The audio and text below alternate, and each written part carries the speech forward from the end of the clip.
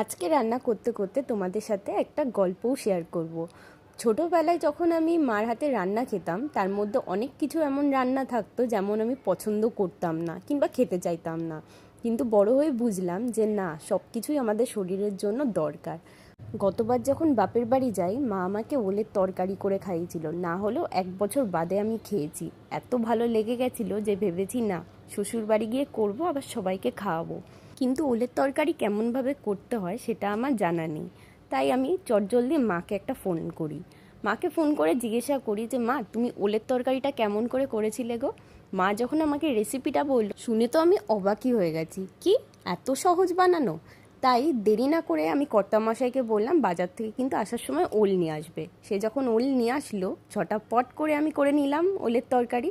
নিরামিষ হোক বা আমিষের দিন, যে কোনো দিনে খাওয়া যাবে, খুব চটজলদিও তৈরি হয়ে যায়। মাঝে মাঝে সাধারণ খাবারও কিন্তু খুব অসাধারণ লাগে।